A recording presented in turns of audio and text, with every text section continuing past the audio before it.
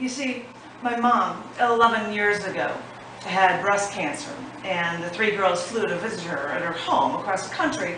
And Mom felt bad that she couldn't make our trip better because she just found out that she had cervical cancer too. But we couldn't have come at a better time, and she had procedures, she had surgeries, and she had a radical hysterectomy, and the cancer was gone. She was in the clear. So for a decade, she went to the doctor, and they found no cancer in her, and all seemed well. She had actually beaten a killer.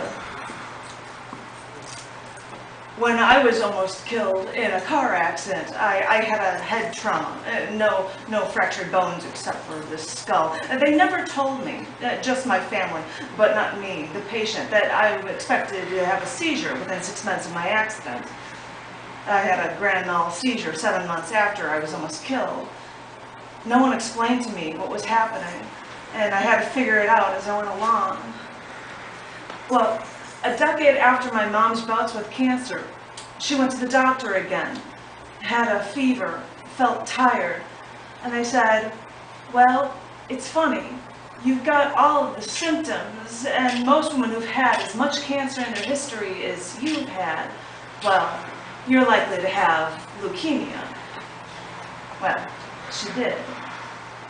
And when she found out at her home in Southwest Florida, she traveled to the University of Chicago Hospital. They're a good hospital, you know. And she got prepped for chemo, was in the hospital shorter than me. Damn it, I shouldn't be also self-centered that way. But she had the chemo, she lost her hair, and you know, with her new crew cut, as her hair grew back, she looked like her brother, Uncle Pete, like he did in the army days. And the doctor said that she was in remission. Now, this leukemia is a tricky thing. Cancer of the blood versus cancer of an organ. It's easier if you could just remove an organ and leave it at that. But this cancer was in her blood, and the cancer crept into her bone marrow. And they had to periodically drill into her hip bone for a bone marrow biopsy to see if there was any cancer in her bone marrow. Fun job, drilling into her hip bone. You wonder why there are so many hip replacement surgeries now? Well, just look at how doctors test people now.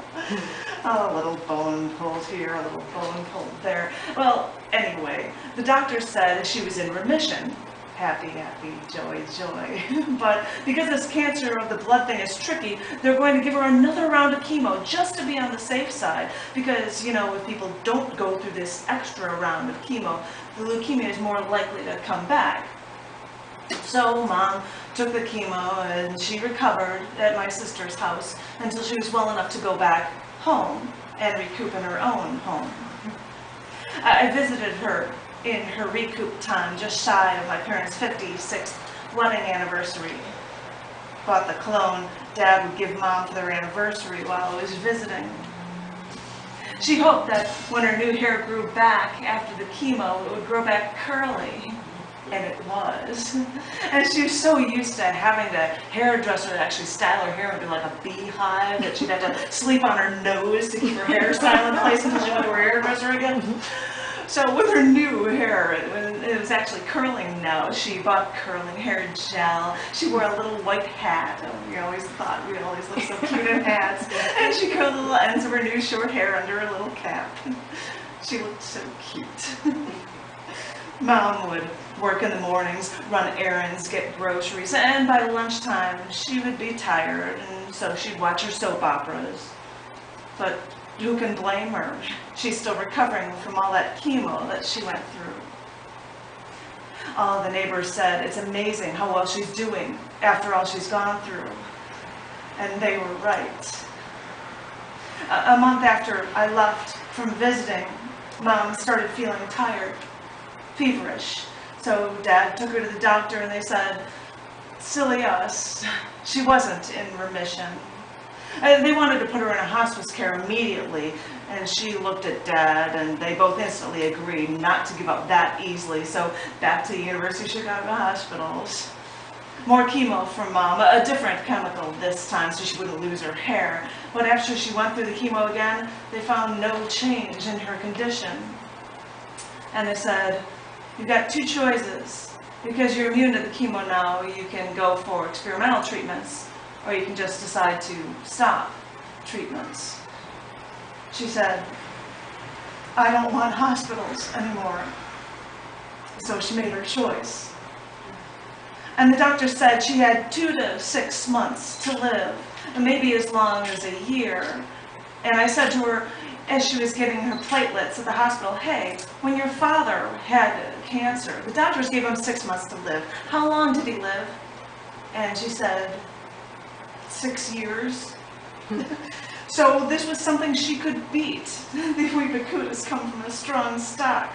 We can do anything. I know we can. Well, I don't think she wanted to fight.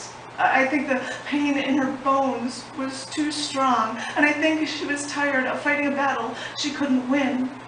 So she let it take over. They said 2 to 6 months. She lived just shy of 3. She struggled through it all and not telling us about her pain, just taking her medicine, so to speak, and hoping everything would just kill her and get it over with. And I think emotionally, she made the choice despite us. And now I sit and I write this story. And my father is sleeping in front of the TV in a lounge chair next to me. He says it's more comfortable to sleep there and actually fall asleep. And I'm listening to his breathing while he sleeps. And I hear him panting every 30 seconds while he sleeps. Like he's having nightmares about it all still. And as I tell this story, there's still a panic in the air, even while we sleep.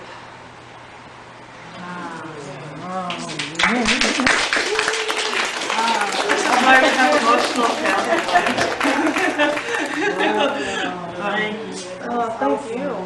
Thank you. Thank you. So why don't you tell them a little bit about what you do and how we came to know each other, the piece you do. You just came to one of the open mics, and that's how it's, well, I do that.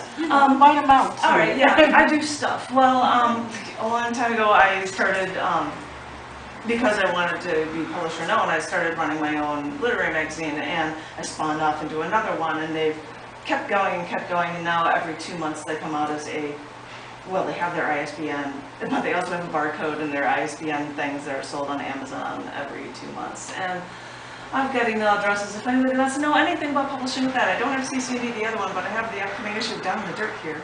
So, and anyway, it has poetry and prose. This one has Down in the Dirt takes stories like mad. I get so much prose for this one. But anyway, I also started going to open mics like in '95 in Chicago, and one of the ones that I went to was at Cafe Aloha that David Rubin hosted. After you heard a bit of my being in a near-fatal car accident, I came back and I'm like, well, I know there's this thing at Cafe Aloha, and David Rubin sees me and goes, hey, you're on the scene, you should do a feature. And I just looked at what's on my husband, I'm like, I'm on the scene, I've been in a hospital for, I was out for 6 months, I traveled for a year before, and I'm on the scene? Okay, so I did quarterly features there, somebody else took over as the host for it, and then as it was progressing there, like, Janet, you should probably be the host. So I took over hosting this open mic that was then moved to the cafe. It is now at Gallery Cabaret. And because I'm crazy with the camera equipment, I video record open mics and the features. They become a podcast, which I thought, well, you know, I have no idea if anybody's actually seeing these things. I found out that beyond spammers or whatever, on average, every 45 minutes, somebody is downloading a podcast. I'm like, awesome, people are actually like downloading this, which means that you're featured because you were on there. That means somebody's downloaded. I don't know who, but it's been done. So I run this poetry open mic. It is a Gallery Cabaret. It is every other Wednesday. If you wanted to know anything about it, bug her, bug me, or remember this elaborate address, www.chaoticarts.org/thecafe, because it's the Cafe Gallery at Gallery Cabaret. And it is right around Western and Armitage. So it's on the north side, but it's not way north, but you know, she could tell you about it. And And so I'm used to reading things and accepting submissions and whatever. And if anybody needs anything, if you can't remember my name, Janet Kuypers, plug her. She'll let you know. And thank you. And thank you. Thank you. Thank you. Yay. Okay. Thank you so much. Oh, another one. Yeah, another one.